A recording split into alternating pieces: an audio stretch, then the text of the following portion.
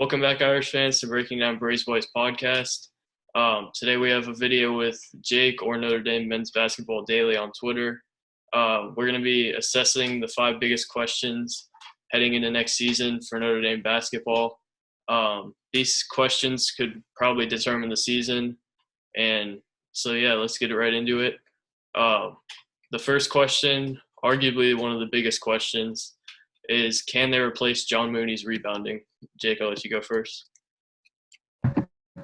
I'm going to say short answer, no, long answer, kind of. So it's hard to come up with players like John Mooney. I think that goes without saying. And there isn't really a like for like that's ready to play.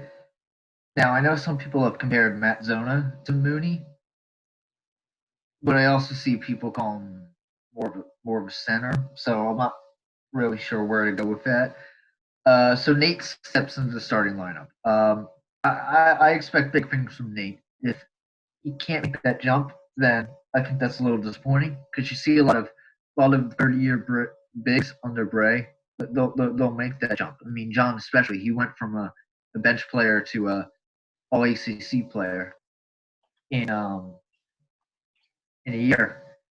So I'm not saying Nate's going to do that, but if you can, I mean that would be awesome. I mean, Nate isn't the same player as he is, and I think definitely could use some bulking up, but it can also get his shooting out there. I mean, that's a great asset to have. So you'd also look to Juwan for that. I like Juwan's tools. I think he has to put it together for consistency over a full season. But I think what he brings to the table, especially on defensive end, is really underrated. So I'd say no, but they can kind of make up for it. That's my answer. Yeah, I would also say no. I know Mooney was taking up most of the rebounds, but Nate and Juwan had 4.6 rebounds each last year, which is not ideal. And an interesting stat is they also had 3.9 the year before. I've never seen anything like that where they averaged exactly the same amount of rebounds a game. But Mooney was second in D1, in all of D1, 12.7 a game. They were kind of an average rebounding team. But yeah, I don't see Nate matching Mooney's production, maybe even close because of his size. Mooney's a lot bigger of a guy than Nate. And like you said, Zona, I tend to see more Mooney because he's the same height as Mooney. I don't really see Zona as a center. I think him and Taylor can rebound really well, but I think this summer not having Mike Bray and Ryan Humphrey around them is really going to hurt them, especially this year. So yeah, they're pretty much relying on Durham, and him and Nate are nowhere near the size of Mooney, like muscle and all that. So no, I don't think that. What do you think? Well, I've seen a few people in a Notre Dame basketball Twitter sphere point this out. What if he has a jump? Durham has a jump in the fourth year, like Gaben. Like, you see, I mean, is that on the table? I mean, that could lead to, I mean, maybe just overall that could help, not just rebounding, but everything. I mean, that would be great. I do really like Durham, which is why it's I'm rooting from hard for this to be his year, really, that he breaks out.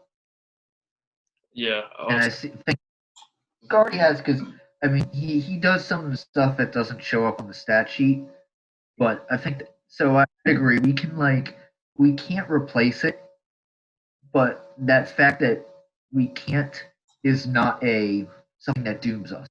I mean, we can make up for Mooney. I mean, for sure. I mean, remember Nate was in Mooney's position. I mean, Mooney was in Nate's position 2 years ago. Look what so who's to say Nate can? Yeah, the interesting is an interesting stat is Durham and Mooney combined for 17 rebounds a game. I would think they would have to get at least 15 a game to not make it an issue. The second part of this question is what happens if they can't make up for it? How big of an issue do you think that would be? That depends how much Hmm. do they not work because they're so far away, or kind of far away, or they're a little far away. Um, I would have liked to gone after the Quinnipiac guy who was up there with Mooney, Marco. They I think everybody knows how grad transfers go with Notre Dame basketball. So you're hoping for something that isn't likely, and I think we knew that from the beginning. It is what it is. So Hmm. um, it's hard to say really because I'd have to see it play out. You know, Yeah, I agree. I think if they can get at least close to that 17 rebounds per game from their main two guys, I don't think it'll be too much of an issue. I think they'll still be close to what we think they'll be this year, or as the same as we think they'll be, which is like a bubble team. well, Good. I'll point this thing out. I think Mooney. I'm not saying Nate will be as good as Mooney, but there's some stuff Nate can do that Mooney can't. I mean, Mooney is. Well, Mooney wasn't really much of a threat from deep. I mean, he wasn't. He was a great production guy. Wasn't amazing, and I think he's a better athlete than people give him credit for. But he's also not some super athletic freak. And if they can add some like defensive value, I mean that would be great too. Um, so I think if they can make up for it in other areas, maybe it's not a huge. Yeah, I agree. I actually think Nate has maybe a higher ceiling than Mooney because of his height. He's a better shooter, stuff like that. So yeah. Let's Yeah, move I into. could see that. Go ahead. I don't know how likely that is, but I mean, I could listen to that being a possibility. I mean, So kind of segueing off of Nate into our second question: will the rising juniors be more consistent? Will they take control of the team? Um, how good will they be? That's the question. um, I mean, again, it's tough to say. I think it has a lot of potential. Sure. I mean, we're looking at guys that looking at Cormac Ryan. I mean, Cormac Ryan he's actually I'll get to him in a second. You got Hub. He was like what 50 something. What level? That doesn't really matter. But you get the I mean, he was highly rated recruit. He tore his ACL in his senior year of high school, so he can finally get away from that. I mean, the sky's the limit with him. He plays with a lot of like energy that we need. I mean, if he can get the shooting up, he's not really much of a threat to the rim, but maybe Robbie can help with that. And if he can get the shooting up from deep, I mean, I think he's sky's the limit with him. Nate, we just talked about. Um, Goodwin, he's a great scorer. I don't know about great, but he's a talented scorer. I'd like to see more on other ends, on the defensive end from him. Um, yeah, and he'll step in. He was one of the best 6 men in the ACC, so he'll be a good guy to step into the starting lineup. He'll give you more on the offensive end than Rex, and obviously less on the defensive end. So we'll see how that goes. I think that's kind of a not an upgrade nor a downgrade. Robbie. Now, I liked what I saw from him, but again, you have to take it for what it's worth. These are against non-conference opponents and a lot of bad opponents. He's only played one ACC game ever, but he also plays with. I know his coach Humphrey said he plays with amazing energy. I mean, just plays with a lot of fire. He can really attack the rim, which this team needs a lot when they live and die by the three. Um, and he was supposed to be the most pro ready guy in that class. Haven't I mean, so it's kind of hard to say what he'll bring when you haven't seen enough, but I'm very interested to see. I think everybody plays to their potential. I think they can win a tournament game. 2 or whatever. I mean, if they don't, then it might be another not dreary, but boring season. So I think a lot rests on this class, and I think you also got Cormac Ryan coming in. We'll get to him in a second. Hmm. Yeah. So we got Nate, Robbie, Prentice, Cormac, Dane in that class. I think they'll be pretty good. I think whatever this class does, this team rides on. Obviously, however far this class will take them is as far as they'll go. I think Nate will make that leap, but we'll get to that later. I think Prentice will be really good, but he needs to take over games more like the FSU game, the UNC game, and he needs to be better at home. If you looked in the beginning of the year, his home away splits were crazy. Wasn't he averaging like 4 points a game at home through like December? And then Dane was I remember something crazy like that. I'll say this: I know some people have gotten on Durham for some inconsistency, and I'm not gonna say he doesn't need to, but I mean, if you look at Hub, look at his game logs. You'll see like game he'll score 5, then he'll score 25, then he'll score 7, then he'll score 18. It's like, I mean, I'll take the highs, but the lows need to be better. I mean, when he's on, he's great. When he's not, it's playing the 4 men. I mean, I don't want to say that critical, but I also want to be realistic. Say, I think he needs more consistency, but because the talent is absolutely there.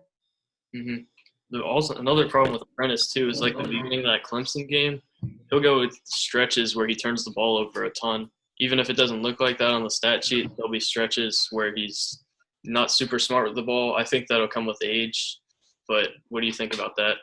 I mean, well, it goes without saying you need to be able to do that here under Mike Bray.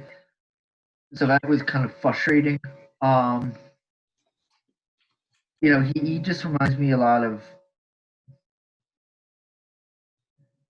I think you see a lot of point guards in the NBA like that. Like they're flashy but they also have some edges to be rough, smoothed out.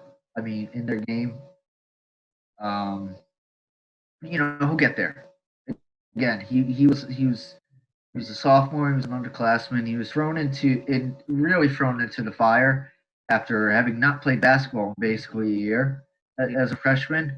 Just a sophomore, he's beginning to find his feet. So as a junior, that's really what we got to look forward to. Yeah, and my opinion on Dane is he also has to be better on the road, especially early in the season. He has kind of the opposite issue of Prentice, in my opinion.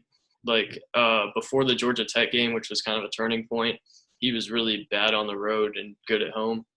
Um, but yeah, I think Dane's going to be his numbers are going to go up, but I think we're going to see the same kind of Dane, except for maybe his defense increases. But I kind of see the same Dane. What do you think? Yeah, I mean, I love Dane. He's one of my favorite players. But simply, you have to be able to do multiple things, and if he's just scoring, okay, that's great. But I'd like to see more. I like to see more of if he can become like an Astoria type. I mean, that would be awesome. Um, I mean, I love Dane, but he's kind of one dimensional now. But he's a good kid. He's a worker, and he was essentially a starter, a sixth starter last year with the minutes he played. So he should be seasoned, and I think he could be. He's one of my candidates to make that third year leap. Mm-hmm. So now into our third question. How good is Cormac Ryan really? I'll go first on this one. Um, I've said this a bit. I also said this on Twitter a couple days ago. I think Cormac Ryan will be the best player on the team to start the year. That might sound crazy, but if you watch him in high school, I think people don't give him near the credit he deserves on how good he is off the dribble. Maybe he can't get to the basket, but he has a really good first step. He's a good defender. He has good length. Um, he's a good shooter. I don't know if the stats show that, but I would give him the benefit of the doubt because of his injury. But yeah, what do you think about that?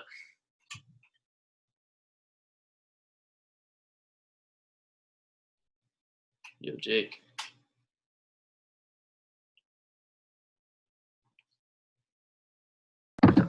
Sorry, my mic was on mute.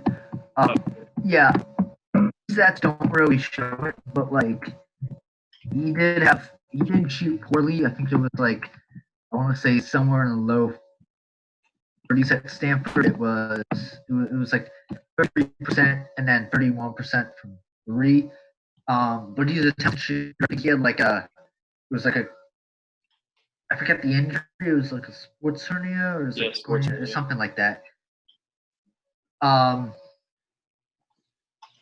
um, and so he can be like kind of like he can kind of be like TJ Gibbs a lot. Mhm. I like maybe like he can be that like I think he can be that secondary playmaker or ball handler because wasn't he a point guard as a recruit Yeah. and was a point guard for Stanford Hmm. too? Maybe he can add that. He got scoring. If he could be like a Demetrius Jackson, that would be awesome. I don't know who, but I do see a lot of TJ in him from what I read. He's been practicing with the team for a full year, so it's up to him to hit the ground running. Hmm. But I think he has a lot of potential.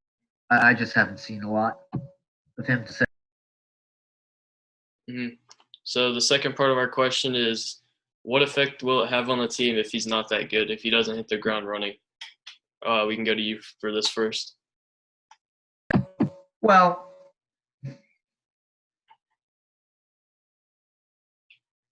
I mean that's obviously not as good. I think you're downgrading really then because you're going from you might be going from somebody on like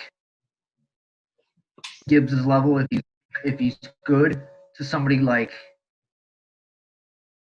maybe even below Dane, maybe closer to like a 7 or 8 man if he's not. So it's like you won't have that. You won't. You'll need him for a lot of things. You'll need him to like create and like control the ball. It's like I think also if you don't, you lose a lot of scoring, of shooting, because on the team right now you have Dane, you have Nate, and then you might have Francis Cormac. So you'll need that. It's hard to say without seeing play out, but obviously not good if he can't perform. I think we saw last year when TJ wasn't good. I mean, obviously there was a lot more that went wrong that season, but one of the main things for me was Gibbs had a bit of a down year, but and then he rebounded. So I'll at least hope if Cormac doesn't do great this year, that he can still salvage a great career here. But I believe in him a lot. Hmm. Yeah, I think even at the worst case, if you look at what he did at Stanford, 9 points a game, even if he wasn't super efficient, he was still a good defender. You had a shooter, you had a ball handler in him. Um, I think it'll be pretty bad if he can't step up, but I don't think it's the worst thing that could happen, especially given what we assume is his floor uh, with what he did at Stanford. And I have the stats 33% from the field and 31 from three.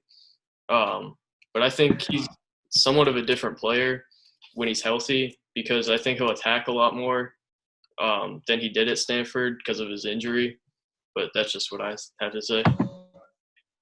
I think his floor, even if all goes wrong, is still higher than his rookie season at Stanford. Even if it was, as you said, that's not a bad thing. I'd say his floor is kind of like what he did at is kind of like a hold on.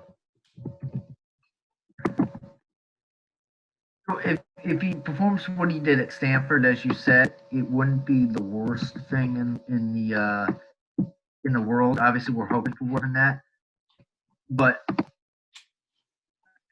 player. The floor of what I would like expect this year is sort of like a Joe Girard from Syracuse type of player. Mhm. If that makes sense. Yeah, definitely not the worst thing. So I think he'll add a lot good to this team. Hmm. So now on to the fourth question. This could arguably be the most important question. What does the bench have to do for this team to be successful? I guess I'll start this one. First of all, I think Robbie Carmody has to be healthy. That's probably the biggest thing for the bench. I think the freshmen have to be ready.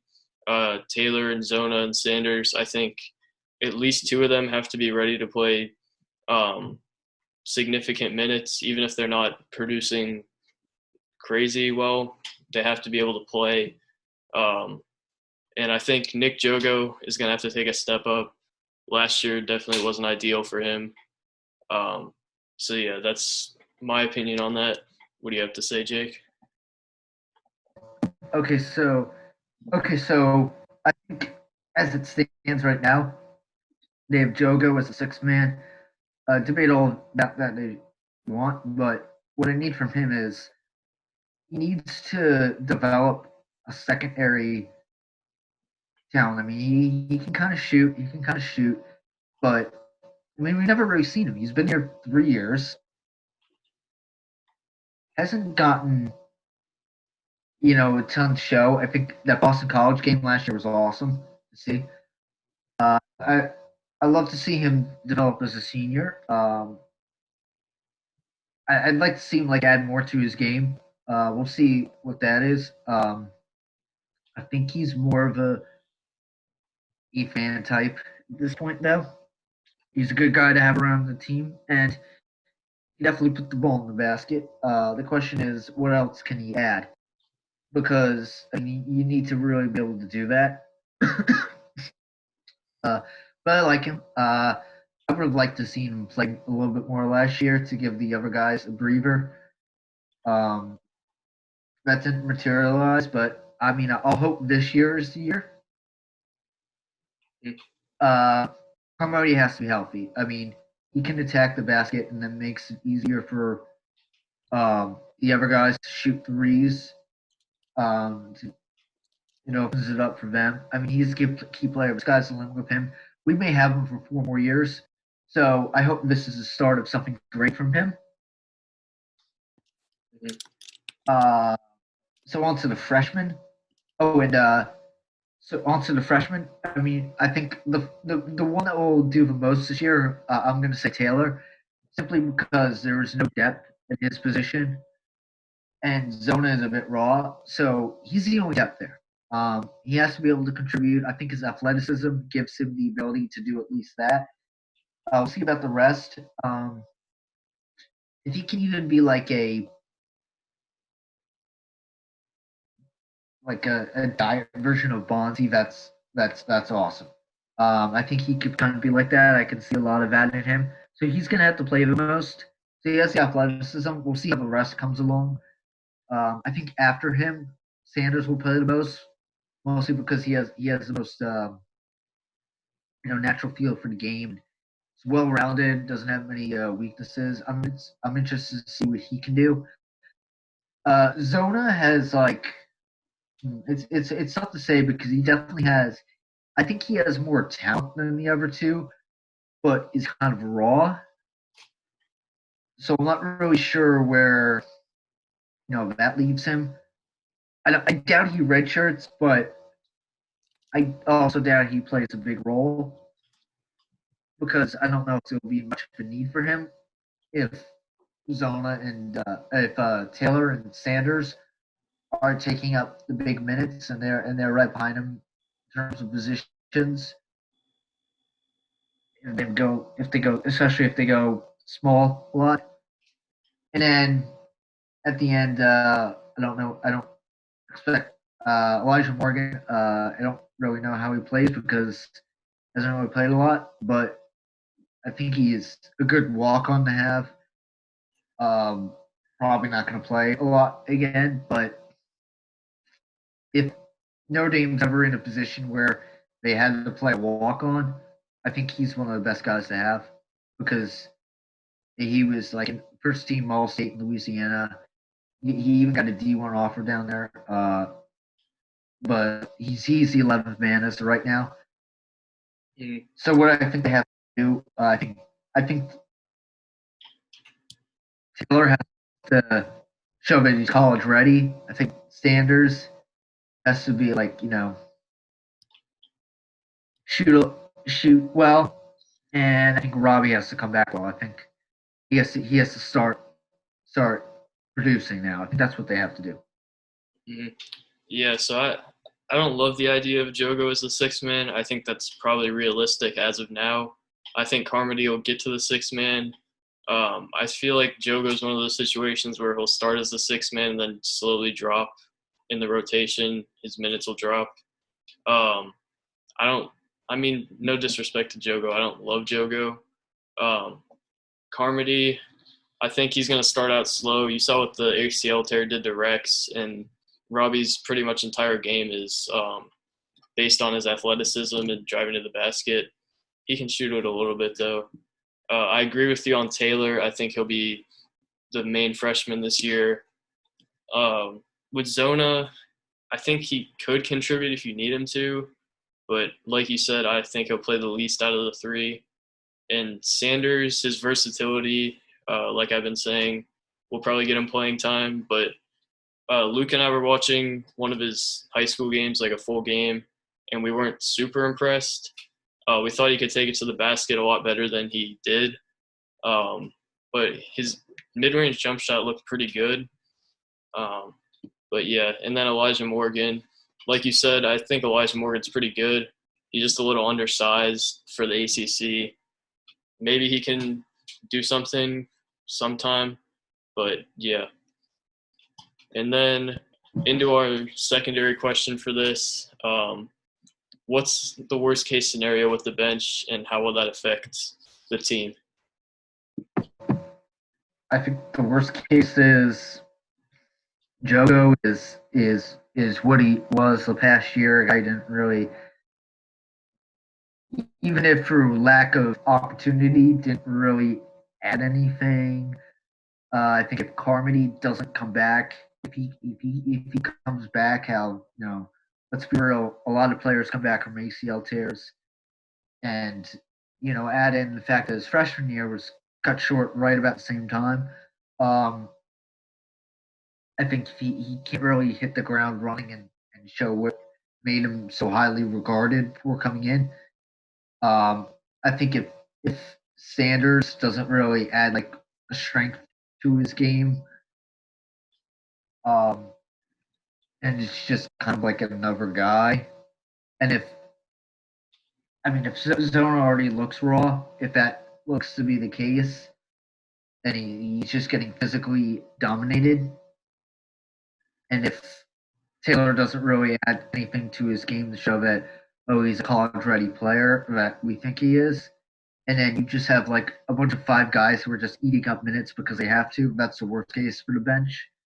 Mm-hmm. Yeah, I think the team won't go far at all if they have no depth. Last year, depth was an issue, but we still had Dane Goodwin and Nate coming off the bench, so it wasn't too bad of an issue, except for late in games. A lot of guys got tired. This has the potential to be good. It was more of a quantity over quality issue for the bench, I would say. Mm-hmm. It wasn't deep, but it had players. The guys that were playing could contribute, and they were essentially 6 and 7 starters. I mean, Nate played more minutes than Juwan, and Rex was not Rex. Dane was, if I had to guess, Dane was probably playing around 25 minutes a game, so he was kind of a starter. So, I mean, we'll see where that goes. I think. What do you think the best case is? I think the best case is Jogo gives you serviceable minutes. He'll score 6 to 8 points a game probably. He'll play like 15 minutes. I think the best case scenario, maybe this is not realistic, But I think Carmody comes back completely healthy. He does all the same stuff he did when he first got here and in high school. And then the best case for the freshmen is they're all ready. Taylor develops a jump shot. Zona's ready, which would be awesome. Sanders is ready. He's a good defender. And I think they can go pretty far if that's the case. But the problem is this has so much potential to be an absolute disaster on the bench. And that could just ruin the entire season. So, yeah, that's what I think. I mean, honest, I can't disagree. But at the same time, what exactly could have been done to prevent that? I mean, if you're getting transfers, they want to start. So it's like maybe you convince a guy to take Cormac's spot, and Cormac sits on the bench for a year and then starts. But I mean, that's not realistic. And then if you're looking at grad transfers who would come to sit on the bench, they're probably guys from not high-ranking programs, and they're probably not that good. So it's like, I think what will happen is the worst-case scenario won't happen. The best-case scenario won't happen. Be somewhere like you were last year, where you have two guys who contribute off the bench, and they give you solid minutes. But on the flip side, on the downside, your team gets gassed because there's too many minutes to go around 7 players. So I think if they can get to an 8-man rotation, then I'd be very happy with that. Yeah, I agree. There was probably nothing they could have done that would make a lot of sense. I guess Castleton maybe would have. Was he a grad transfer? No, he had 2 years to play, so he would have replaced Joel. Yeah, so that wouldn't have even done anything really. Like you said, if they were going to get a grad transfer to come off the bench, that's not going to be a great player. So yeah, I agree with you on that, and I think it'll be somewhere in the middle too. I think it'll either be Jogo and Carmody and Taylor, or Jogo and Taylor, or Carmody and Taylor. A combination of those guys to be the 2 guys, if that's the case. Maybe Sanders can work his way in there, but I think you're going to see a smaller rotation as the season goes on.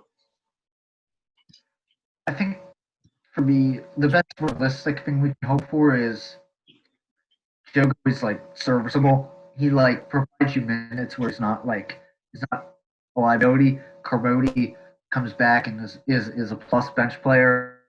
Taylor hits fair running, so you have 8 guys, and maybe Sanders gives you spot minutes here and there. It should be a great bench next year, but this year is not next year.